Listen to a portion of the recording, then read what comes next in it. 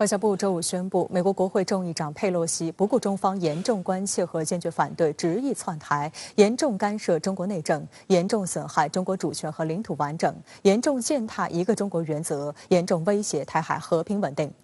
针对佩洛西恶劣挑衅行径，中方决定根据《中华人民共和国有关法律》，对佩洛西及其直系亲属采取制裁措施。外交部当天还宣布了8项具体反制措施，内容涉及中美两国和两军多个合作对话。针对美国国会众议长佩洛西不顾中方强烈反对和严正交涉，执意窜访中国台湾地区，外交部周五宣布8项反制措施，包括取消安排中美两军战区领导通话、中美国防部工作会晤和中美海上军事安全磋商机制会议，暂停中美非法移民遣返合作、中美刑事司法协助合作、中美打击跨国犯罪合作、中美禁毒合作以及中美气候变化商谈。对外经济贸易大学国家对外开放研究院研究员熊礼立向深圳卫视记者表示，中方公布的反制措施完全是基于国际法框架，是对美方无视中国主权作为的正当回应。我们可以看到呢，这样一系列反制措施呢，它本身呢，它既清晰地表明了中方的态度，同时呢，也向美方传递了一个清晰的信号，那就是中国的核心利益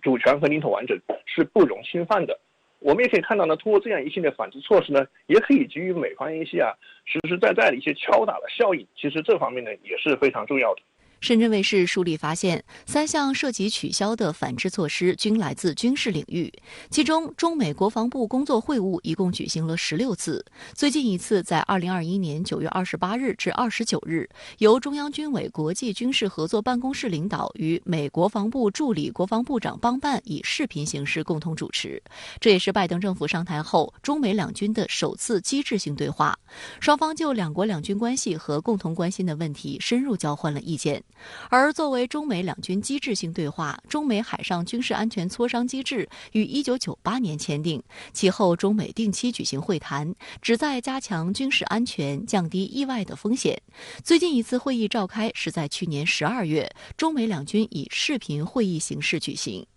分析指出，国防部层面、战区层面以及海上安全沟通等一系列对话机制取消，表明中美之间的军事互信全然不在，中美两军关系跌到谷底。被取消的各种涉军交流渠道是中美军事交流重要的组成部分，在这些渠道都被取消的状态下，相当于美国推高了中美两军发生摩擦的风险，造成这种局面的责任完全在美方。经世智库国际军事行动法研究中心主任田世臣向深圳卫视表示，中方此番反制已反映出当前事态的严重性，但从美国官方表态来看，美方至今为止仍未对此有充分意识，甚至不思悔过，推脱责任。身为退役海军上校的田世臣在服役期间曾长期参与中美海上军事安全磋商机制的谈判工作，在他印象中，这个磋商机制历史上只中断过2次，一次是1999年科索沃战争中美国炸毁了我驻南联盟大使馆，另一次则是2001年4月1日的中美撞击事件。这次这8项措施当中，这个3项的军事层面呢，包括了取消中美海上军事安全磋商机制，这至少说明事态的这个严重性是超过了上2次事件的。这是我第一个观点。第二个，我感觉呢，就是目前这么多军事交流机制渠道的取消中断，其实增加了双方误解误判和突发事件的可能性。当然，这一切责任都在美方。这个是肉眼可见的，显而易见，就是几乎除了双方使馆之间的这种沟通渠道这种机制性的中美的军事层面的机制性交流都中断了。那么它一旦中断了以后，就是双方所谓的护栏是需要有机制是需要有通道来沟通的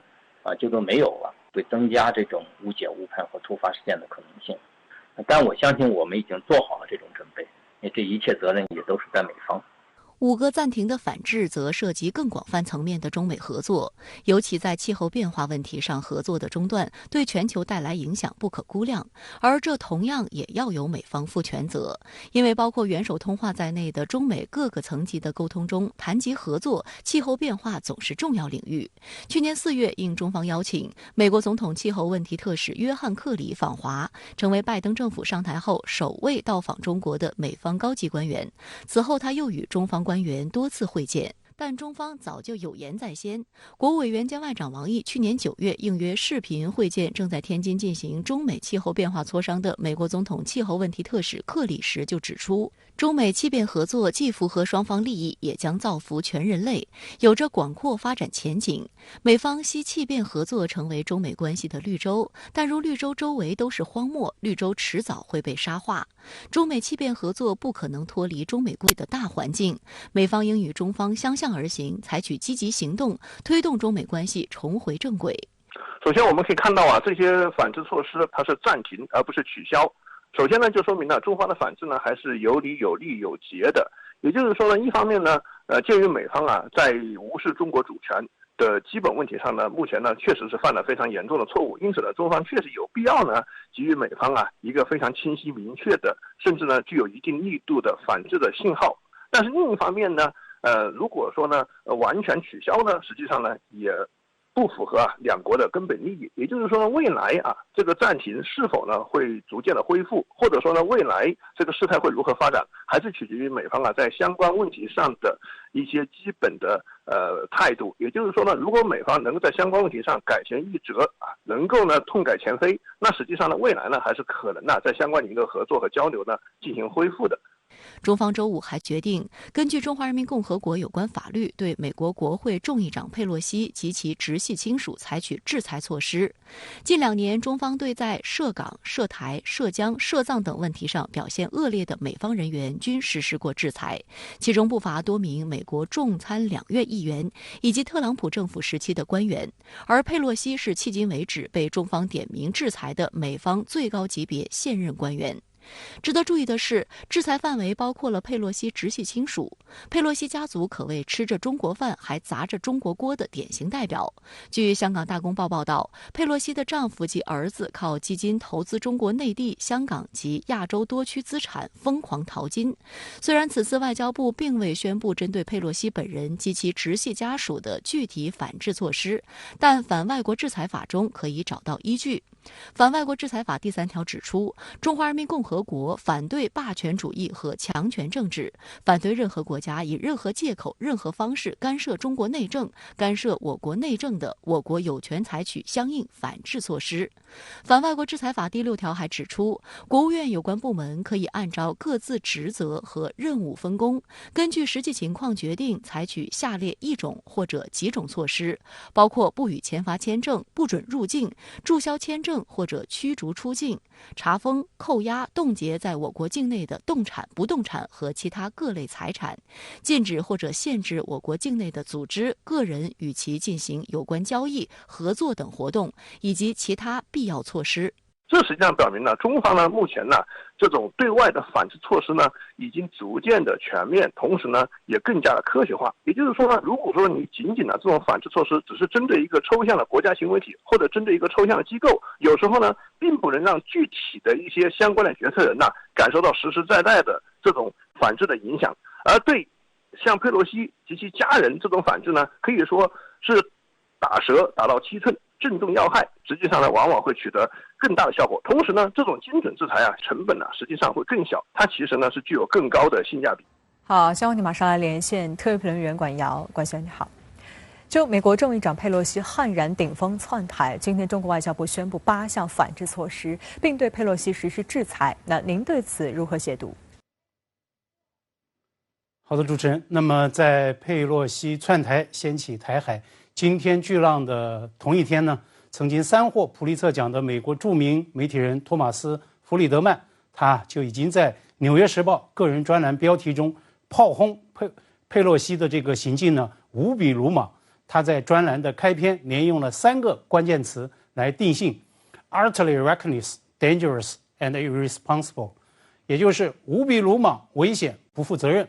那么佩洛西冒天下之大不韪，顶风窜台，到底有多鲁莽、多危险、多么不负责呢？今天外交部宣布的8项反制措施，包括对佩洛西的制裁，一定程度上可以说是对这3大后果关键词的量化的呈现。但是呢，也必须要强调，这绝不是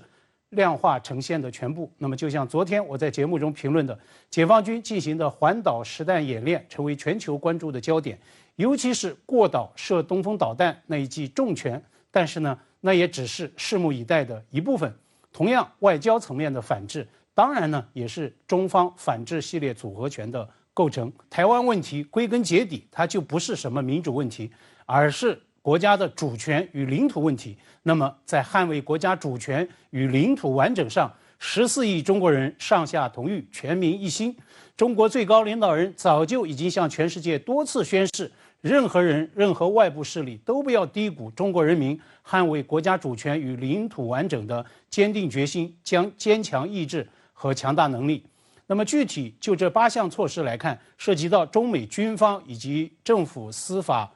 灭罪、速读、人员往来、气候变化等等多部门、多领域的对话与合作。所以这实际上也是跨部门协调出手的一个结果，是系统行为，是以实际行动对国家意志、国民意志做再一次的坚定表达。那么对佩洛西的制裁，您又怎么分析呢？佩洛西窜台的第2天，就有外媒记者在追问这位美国政坛第3号人物会不会面临中方的制裁。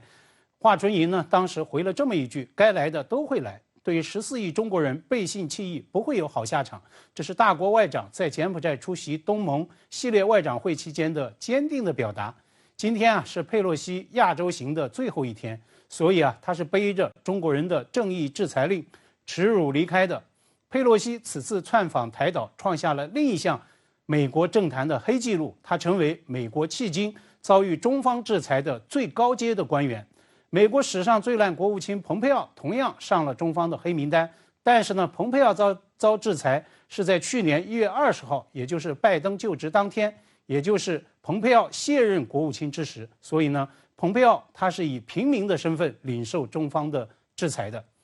需要特别注意，此次上了中方制裁黑名单的还包括佩洛西的直系亲属。那么，尽管外交部简短声明并没有详细阐明具体的制裁措施，但是呢，我们可以预料，在中方确定的制裁期内，佩洛西以及他的直系亲属是不可能来华了，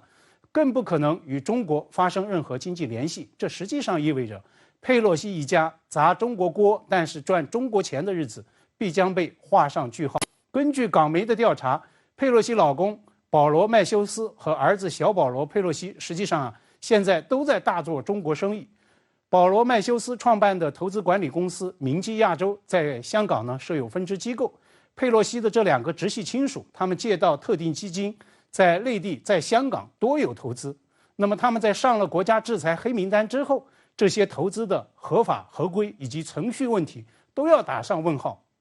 同时我个人认为，鉴于明基亚洲在港业务落地，有必要依据香港国安法来实施审查。香港国安法对勾结外国或境外势力危害国家安全罪呢有非常清晰的界定。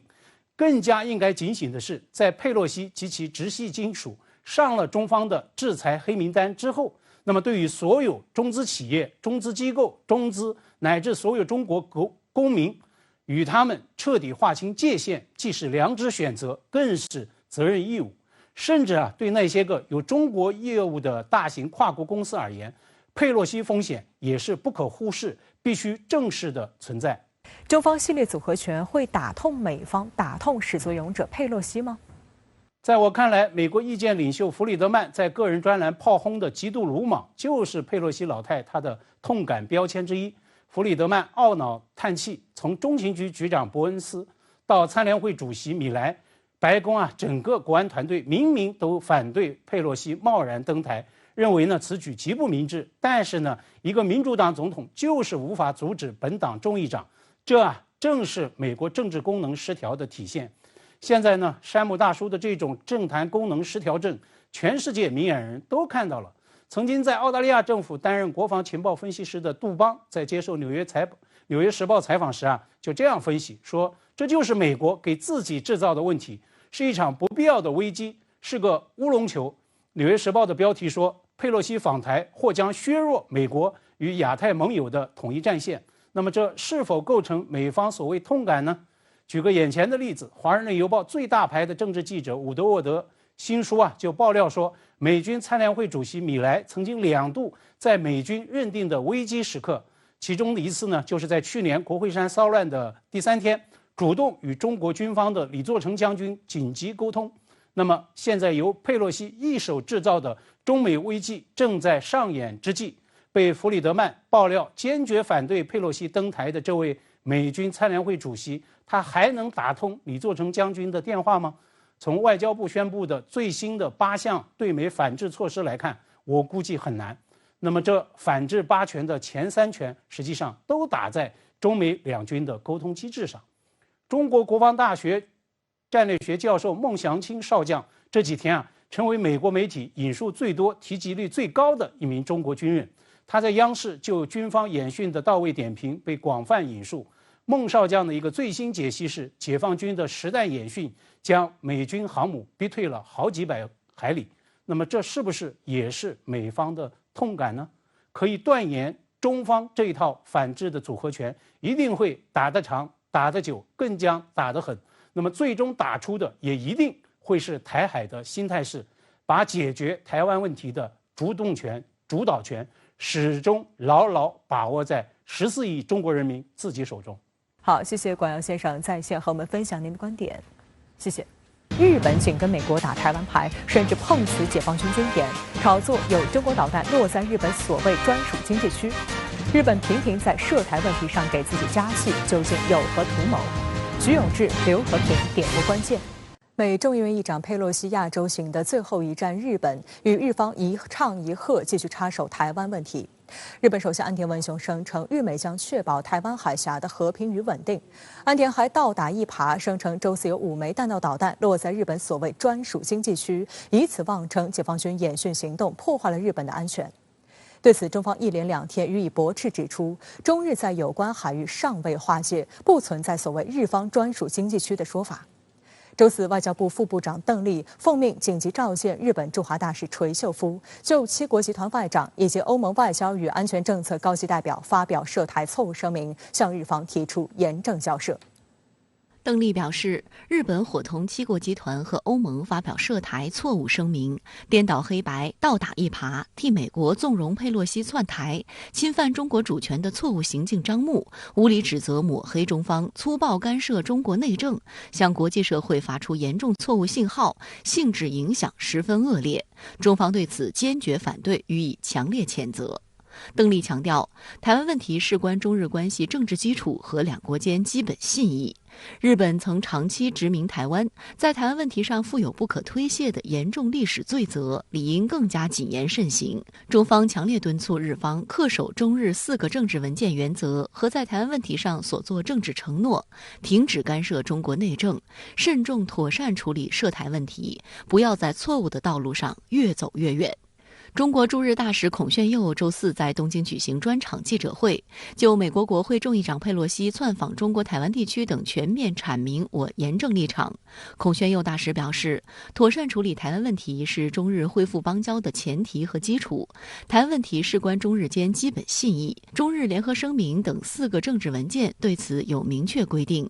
历史上日本曾殖民统治台湾50年，给台湾同胞带来深重灾难，希望日方牢记历史，恪守中日4个政治文件原则和在台湾问题上所做的郑重承诺，慎重妥善处理有关问题。尤其要认清佩洛西在台湾问题上的政治图谋和严重危害，避免佩洛西访日期间出现消极事端。针对佩洛西窜访台湾给东亚地区稳定带来何种恶劣影响，孔铉佑大使表示，佩洛西出于一己之私，执意采取危险挑衅行为，激起中国人民强烈愤慨，引发国际社会普遍反对，不仅激化台海局势，也会殃及东亚地区和平稳定。美方在台湾问题上挑动对抗，渲染紧张，是逆地区发展潮流而动，同亚太和世界人民期待背道而行，最终只会为天下所不齿，为历史所唾弃。历史的这个经纬非常的清楚，中日建交的这个时候，日方是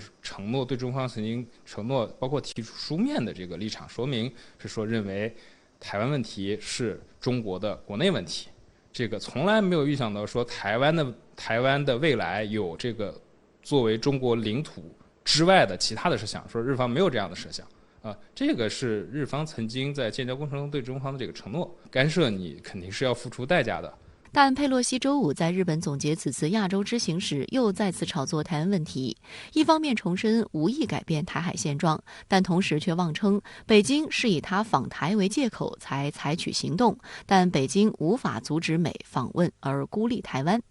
当天早上，佩洛西与日本首相岸田文雄共进早餐并举行会谈，同样离不开台海局势。这回则是岸田大放厥词，声称他和佩洛西同意共同努力确保台湾海峡的和平与稳定。台湾海峡の平和と安定を維持するため、引き続き日米で緊密に連携していくこと。これを確認をいたしました。值得注意的是，对于中国人民解放军针对美台勾连的正当反制行动，岸田文雄却颠倒黑白，倒打一耙，不仅无端批评谴责了中方的军演行动，还妄称中国合理合法的军事演训是所谓影响日本国家安全和公民安全的严重问题。而在周四中国人民解放军围岛重要军事演训的第一天，日本就跳出来给自己加戏。当晚，日本防卫大臣岸信夫声称，日本自卫队确认了中国大陆在台湾周边海域的军事演习中发射了11枚弹道导弹，其中5枚落在日本所谓的专属经济区。日本外务省事务次官森健良也声称，已通过外交渠道向中方提出所谓强烈抗议。针对日本政府鼓吹所谓5枚中国导弹落入日本专属经济区，中国外交部连续2天予以驳斥。发言人华春莹指出，中国军队是在中国台湾岛附近海域开展军事演训活动，有关部门已经事先发布了安全提醒和航行警告，中方有关做法符合国际法和国际惯例。至于提到专属经济区，你应该知道，日方也应该知道，中日两国在有关海域尚没有划界，所以不存在所谓日方专属经济区的说法。针对日方拿所谓专属经济区做文章，经世智库国际军事行动法研究中心主任田世臣退役海军上校对《环球时报》表示，无法判断日方指责的具体依据是什么，但从相关示意图来看，大概率是日本空想病又犯了。田世臣认为，台湾岛及其附属岛屿以及钓鱼岛与日本冲绳列岛的一些岛屿，比如与那国岛比较近，如果从领海基线算起，各划200海里，双方专属经济区存在重叠部分，因此日本借此生事，在没有正式划界之前，这种说法很难站得住脚。外界还注意到，操作所谓专属经济区的议题是日本的惯用伎俩。今年5月，日本再次狮子大开口，向联合国大陆架界限委员会提出冲之鸟礁以南大陆架延伸申请。日本此举的目的就是想将冲之鸟礁周围70万平方公里海域划为专属经济区。实际上，位于日本东京西南方向大约1700公里的冲之鸟礁，主体部分是一个环形礁盘，能够在退潮时露出水面的只有2块礁石。根据联合国海洋法公约，不能维持人类居住或者其本身的经济生活的岩礁，不应有专属经济区和大陆架。因此，日方这一不合理的主张遭到中国、韩国、朝鲜等亚洲国家的强烈反对。如今，日本政府又借所谓解放军导弹落入为由头，妄图再次炒作所谓专属经济区话题。这熟悉的碰瓷配方，连西方媒体也心知肚明。法国24新闻网在相关报道中就提到，日本所谓的专属经济区从其海岸线延伸至200海里，远超出其领海范围。日方炒作这个所谓的导弹落入他们的专属经济区的这个问题，我觉得主要还是内外的这个舆论宣传。一方面，就是说因为他不好直接说这个我就要干涉台湾问题，因为这个中日之间的各个文件呀，包括承诺呀，日方曾经是说的比较清楚的。那他就借这个去说事儿，然后对外的话是说，你看这个中方的这个军演，侵犯到了不是侵犯台湾利益哦。而不是侵犯台湾省利益，而是侵犯这个日本我的利益，然后把这个中方维护自己主权的问题，它再切换到一个另外的问题，另外的议题，就是所谓这个中方侵犯其他国家这个权益的这个问题。有分析指出，此番日本借所谓导弹进入专属经济区挑动舆论，是因为日本国内右翼势力抬头，修改和平宪法的呼声渐长，军国主义复苏，因此日本找各种机会夸大外部威胁，为修宪寻找理由。而在中美博弈的大背景下，无论双边层面还是在四国机制等多边层面，美日勾连日益紧密，日本也借机与美共谋恶华，自然不会放过找茬的机会。值得注意的是，周五当日本外务大臣林芳正在金边举行的东盟相关会议上发言时，国务委员兼外长王毅起身离席。外交部发言人华春莹周五在回应日媒相关提问时表示，不了解相关情况。但他进一步指出，日方对于美方侵犯中国主权的行径选择性失明，却跳出来对维权者横加指责，公然替侵权者张目，完全是混淆是非、颠倒黑白。在台湾问题上企图挑衅滋事，企图以此来迟滞中国的发展壮大，破坏中国的和平统一和崛起的进程，这可能是徒劳的。我倒想借这个机会希望共同社你们也能提醒提醒日本政府，你们的领导人最近在台湾问题上表现可是非常的不好，引起了中国人民非常的不满。好，相关题马上来连线特约评论员刘和平。刘先生你好。日本声称周四有5枚中方的弹道导弹落在日本所谓的专属经济区，并向中方提出所谓抗议。那对此您作何解读？对于中方试射导弹究竟有没有落入日本所谓的专属经济区，以及有没有违反相关国际法，中国外交部已经给予了严正的驳斥，在这里我就不再重复了。我想指出的是，大家千万不要小看了日本的这个动作，它背后实际上是包藏着不可告人的目的。这个不可告人的目的就是过于贬损中国，来给处于惊恐当中的蔡英文当局撑腰壮胆打气。日方说，中方发射的11枚导弹中有5枚落入了日本的专属经济区。他的言下之意就是，中方这次的军演过程中的一举一动，包括发射了几枚导弹、飞行轨迹是什么样的，以及落在什么地点等等，所有的参数都在美国与日本的监控与掌握当中。除此之外，日方的这个行为显然还有着碰瓷或者说是找茬挑事的意味在里面，或者说的更直白一点，他们这样做就是要找一个借口把事情揽上身，借此介入到佩洛西引发的这场台海危机当中，以践行所谓的台湾有事就是日本有事，就是美日同盟有事的主张。尤其是在这场风波中的始作俑者美国有意保持低调的时候，日本更要跳出来充当美国的打手。而这件事情也就意味着未来台海一旦爆发冲突，日本一定会寻找各种借口把自己绑上战车。对于中方取消了中日外长在柬埔寨首都金边的会晤安排，是因为日本伙同 G7 国家和欧盟发表无理指责中国的共同声明，对此您又怎么看呢？我想这个问题我们可以分成几个层面来谈。首先来看看七国集团与欧盟发表的那个共同声明。我们知道，至少从公开透露的信息来看，拜登政府对于佩洛西的这次访台行为还是有些理不直气不胀的，甚至是把它归咎为了佩洛西个人的一意孤行与不受控制。这就是拜登政府为了给事态降温，在事后刻意保持低调，甚至是为了避免跟正在进行中的索岛军演产生冲突，而刻意推迟美国的洲际导弹试射的原因。然而，七国集团与欧盟的共同声明不仅没有谴责这件事情的始作俑者佩洛西，反而是倒打一耙，指责中国大陆的军演是在以武力单方面改变地区现状，以及是在胁迫台湾。然而，这仅仅是七国集团与欧盟擅自做出的主张吗？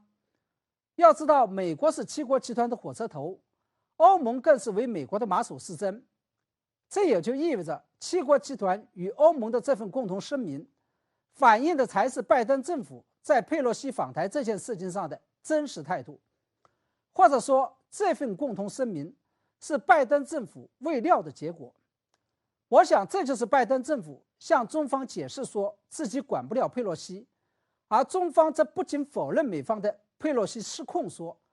甚至还认为拜登与佩洛西是在演双簧，一个唱红脸，一个唱白脸的原因。接下来我们再来谈谈，在七国集团与欧盟发表这份共同声明之后，中方为什么首先将矛头对准了日本，甚至是临时取消了原定的中日外长会晤？我认为这一点上，日本并不冤，因为这份共同声明的出台，日本的确是起到了居中穿梭、挑拨离间的作用。日本这样做不仅仅是要利用佩洛西访台这件事情，趁热打铁，趁机将台湾问题国际化，而且要利用七国集团与欧盟的力量，给中国施加政治压力，以恶化中国的生存外围环境。佩洛西执意窜访中国台湾地区的反制，中国人民解放军东部战区自周四起，一连3天在台岛周边6大区域开展一系列军事演训行动。据东部战区周五下午发布的消息，战区按计划继续为台岛北部、西南、东海空域进行实战化联合演训，持续检验战区部队联合作战能力。此前一天，东部战区组织兵力在联合演训中对预定海域成功实施了远程火力实弹射击。那么，此次演训中哪些装备最引人关注？解放军首次组织常规导弹火力穿岛意味着什么？来看报道。周五，东部战区空军持续出动歼击机、轰炸机、预警机、电子侦察机等多型战机赴台岛周边实施制空作战、支援掩护、空中打击、侦察预警等实战化演训。执行任务的飞行员在目视距离俯瞰祖国宝岛海岸线和中央山脉，在浙东、福建、粤东沿海多艘护卫舰、导弹快艇和多个机动岸导火力单元保持高度戒备，持续对海上重要目标实施火力追瞄，并展开模拟突击，锤炼部队对海打击能力。东部战区陆军远相火、火箭军常规导弹任务部队继续组织策应行动。正在对指挥演练进行复盘的是东部战区陆军某炮兵旅连长江小栋。作为此次担负对台湾海峡实施远程火力实弹射击任务的一线指挥员，江小栋沉着冷静，精准下达每一个指挥口令。今天，全体官兵持续绷紧战备弦，组织装备性能检查、弹药装填、警戒防卫和临战训练等工作，确保拉出去就打，随时能战。练兵千日，磨砺剑。用兵一时见功夫，我们将继续深挖装备性能，苦练胜战本领，坚决做到严阵以待，听令而战，不辱使命。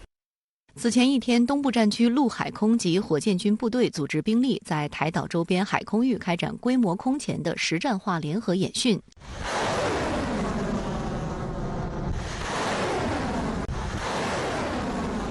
当天13时许，东部战区陆军多台新型远程厢式火箭炮在台湾海峡实施远程火力实弹射击训练，对台湾海峡东部特定区域进行了精确打击。现场画面显示，火箭弹喷射着尾焰呼啸而出，形成密集火力网，直击目标海域。无人机实时传回的打击画面显示，火箭弹精确命中目标，实弹射击取得预期效果。作为当今世界上最先进的多管火箭炮系统之一，解放军此次使用的新型远程厢式火箭炮射程更远、精度更高，厢式弹药补充方式能够大幅缩短作战准备时间，被形象地称为“钢铁暴雨”。分析指出，在未来可能出现的对台军事行动中，远火将有效打击台军防御工事，为解放军登岛扫除障碍。我们的远火系统能够直接覆盖全岛，而且想什么时候打什么时候打，想打哪里就打哪里，它的精确度是很高的。同一天，东部战区火箭军部队则对台岛东部外海预定海域实施了多区域多型号常规导弹火力突击。随着一声令下，多枚导弹依次腾空而起，全部精准命中目标区域，检验了参演部队精确打击和区域拒止能力。东部战区发布消息称，此次演习中有多型号常规导弹执行火力突击任务。观察指出，多型号导弹混合打击显然是为了提升导弹的突防能力，而同一型号的导弹多波次打击则展现了火箭军的饱和攻击能力。值得注意的是，火箭军部队对台岛东部外海预定海域实施常规导弹火力突击，必然要飞越台湾岛上空，但台防务部门第一时间却出面否认，随后又变成不承认也不否认的模糊态度。分析指出，这只能说明台军的预警系统没有侦测到东风导弹的飞行路径，充分暴露出其能力短板。此外，东部战区空军、海军航空兵当天则出动歼击机、轰炸机、预警机、加油机等多类多型战机100余架次，在预定海空域开展跨昼夜联合侦察、空中加油、制空作战、对地突击、支援掩护等实战训练。东部战区海军10余艘驱护舰艇连续为台岛周边海域实施联合风控行动，对火力试射区域进行扫海警戒，配合友邻兵力进行侦察引导。东部战区联合参谋部某局副局长刘东坤表示，东部战区组织的这次军事行动是多军种、多区域联合行动，展示了全天候、多领域、多样式精确打击和区域拒止能力。战区部队闻令而动，接令即打，从作战筹划指挥到任务部队都精准高效运行，检验了体系支撑下战区部队联合感知、联合指控、联合杀伤、联合行动、联合保障实战化能力。国防大学教授孟祥青表示，解放军此次环岛演训实现了4个首次，即首次离台岛最近演习，首次对台岛实施合围，首次在台岛东部设实战射击靶场，以及火力试射首次穿越台岛。首次穿越台岛，而且是穿越了这个台湾的它的爱国者导弹的密集部署的空域，同时是在美国宙斯盾的眼皮底下精准打击目标。这说明什么？说明我们军队已经解决了在远海远域看得见、打得准的这样一个问题。孟祥青还在央视采访中透露，解放军首次在台岛东部海域设置靶场，从而为逼退护航佩洛西的美军里根号航母提供了底气。设在东部区域，可以说表明我们敢于叫板。当时给佩洛西护航的里根号航母舰，当时里根号航母在我们东南方向连夜逼退后退了几百公里，反映了我们远海远域的这样一个设置能力大大增强。美国国会众议长佩洛西不顾中方强烈反对和严正交涉，执意窜访中国台湾地区。近日已经有160多个国家发出了正义的声音，重申坚持一个中国政策，支持中国坚决维护自身主权和领土完整。与此同时，美国一些政客仍在颠倒黑白，反过来无端指责中方制造危机，并企图联合少数欧洲盟友从舆论上对中国造成压力。对此，中方多线展开严厉批驳。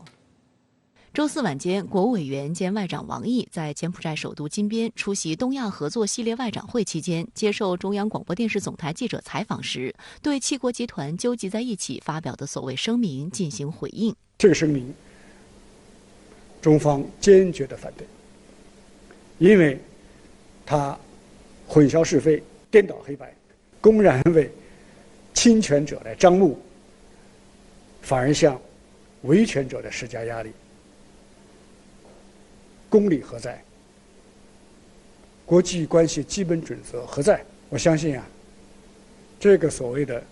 集体声明只是废纸一张，绝对不会得到国际社会的支持和响应。外界注意到，这已是王毅连续3天就佩洛西执意窜台的后续影响对外发声，严正表明中方立场。中国现代国际关系研究院副研究员徐永志对深圳卫视记者表示，美方违背政治承诺之举是造成事态升级的根本原因，中方反制有理有节。对这个事情，中方的反制不是主动的，而恰恰是可以说是防守性的、被动的。第二个是王毅仍然强调要继续维持台海的和平稳定，这个的意思是中方仍然是目前是希望台海能够和平，而不希望说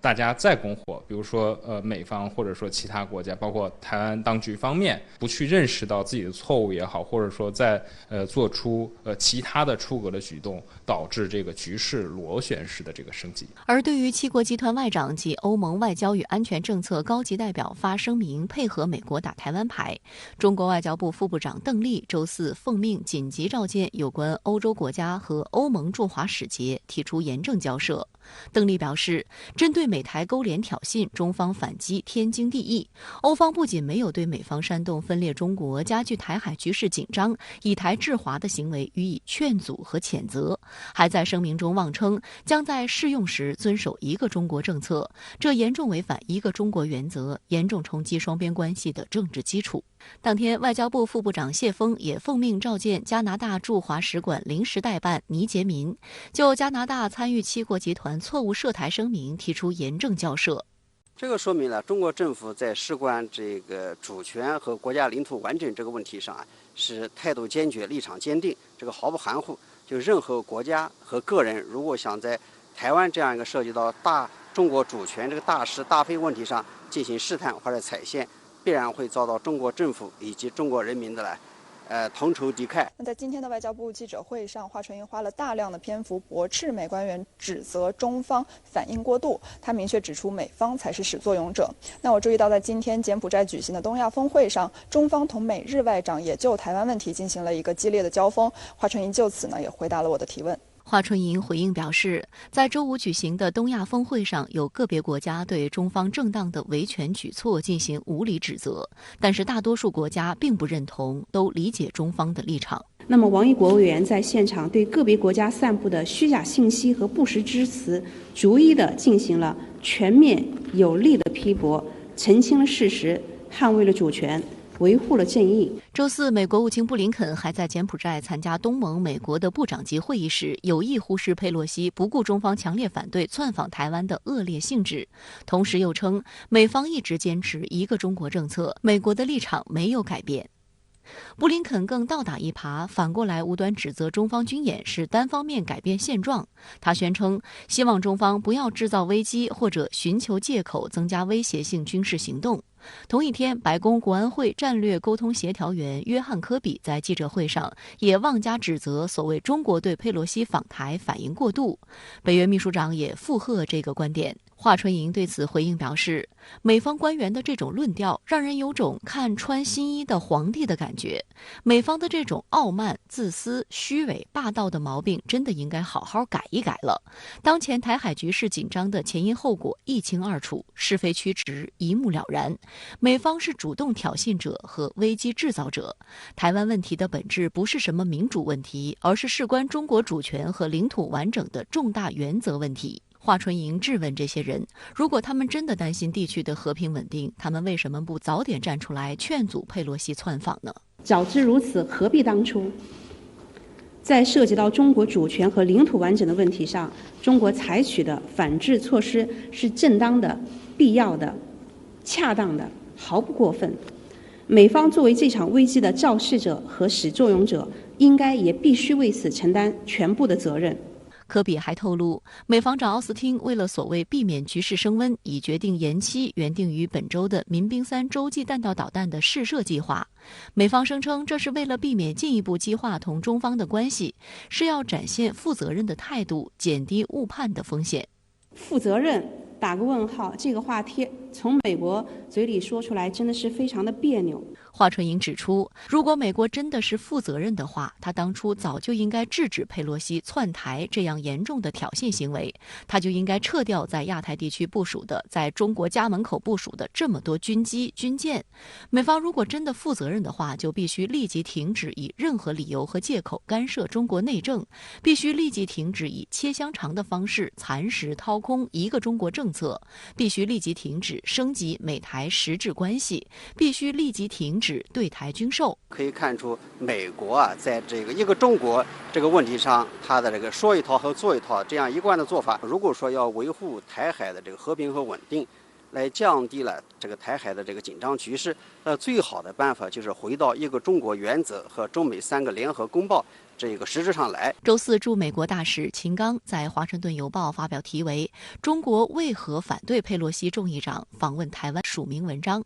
秦刚在文中指出，佩洛西众议长是美政府3号人物，他坐着美国军机高调对台湾进行如其所宣称的官方访问，这公然违背了美方向中方做出的不与台发展官方关系的承诺，是极不负责任的挑衅和危险行为。这严重违背了一个中国原则和中美3个联合公报以及美方有关承诺，只会进一步鼓励台独势力沿着危险道路越走越远，让本已紧张的台海形势变得更加复杂、危险和不可预测。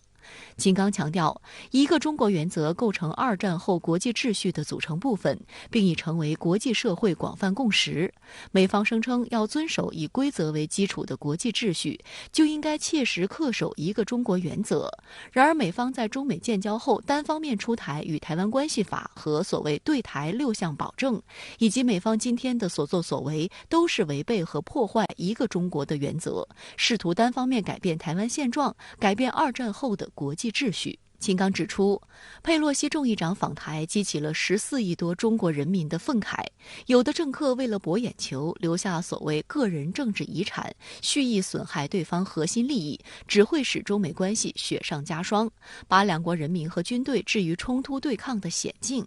台湾问题是中美关系中极少数可能把中美引向冲突的问题，必须以极为谨慎和负责任的方式进行有效处理和管控。连日来，多国政党政要和专家学者强烈谴责和严厉批评佩洛西窜访中国台湾地区。据华春莹周五介绍，已经有160多个国家近日发出了正义的声音，重申坚持一个中国政策，支持中国坚决维护自身主权和领土完整。正在柬埔寨举行的第55届东盟外长会及系列会议上，东盟各国外长罕见地就台海局势发表联合声明，重申支持一个中国的政策。俄罗斯联邦安全会议副主席梅德韦杰夫周4在接受俄新社采访时强调，佩洛西访台是公然的恶意挑衅，直接破坏了亚洲安全。他还认为，美国当权者集体计划好了此次访问，千方百计地想激怒中国大陆，试图迫使其轻率地采取强硬措施。佩洛西执意窜访台湾，给两岸带来新一轮紧张态势，不仅引发中方强烈反制，他留给台湾的烂摊子也引发岛内民意激烈反应。有舆论指出，佩洛西旋风式窜台后，留下台湾承受狂风暴雨。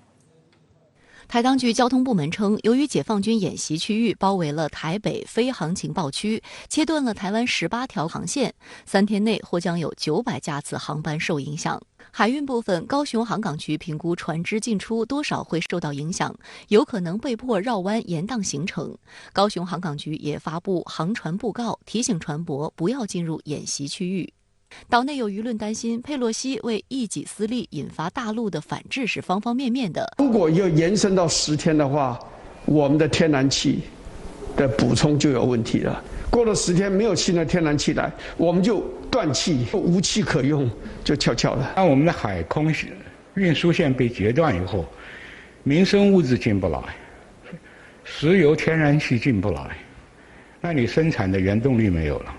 更有岛内农户痛批佩洛西拿台湾2300万人的生命安全当火种，民进党当局更不负责任，罔顾民生，充当佩洛西窜台内应，是引发两岸紧张态势的罪魁祸首。外界注意到，佩洛西窜台后，中国大陆还公布了多项对台贸易，包括停止台湾100多家食品厂商产品输入，暂停天然砂对台湾地区出口，暂停台湾地区柑橘类水果和冰鲜白带鱼、冻竹荚鱼输入大陆。应该是前菜而已，陆续一定还会有各个不同的抵制，不要作为美国的棋子，这对台湾的这些老百姓影响很大。民进党在做一个决策，完全没有评估到后果，这也是让我们这些台商感到不解。多少的厂商跟他们抚养的人口，现在干嘛？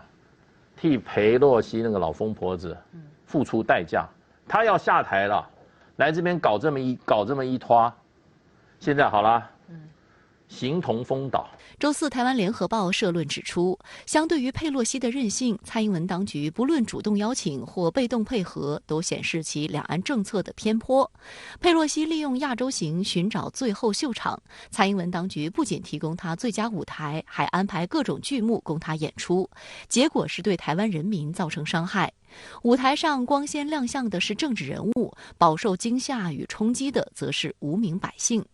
台湾《中国时报》周四的社论也指出，佩洛西如愿突袭访台，累积政治声望，空口承诺支持台湾，却在离开台湾后换来大陆对台湾同步祭出经济措施与军事演习，不仅宣布暂停逾600项台湾农渔食品进口，暂停出口台湾天然砂，并在台湾东西南北周边共6个海域进行军事演训行动3天，两岸情势比96年台海危机更严峻，势必冲击台湾民生与经济发展，苦果全由民众承担。社论还表示，佩洛西访台的结束只是真正风暴的开始。面对佩洛西此行产生的实质效应，台湾人民必须全部承受台海新形势的严酷挑战与威胁。民进党当局执政下，两岸缺乏沟通对话机制，要如何做好当前的风险管理？负起执政党的责任，解当前的危机。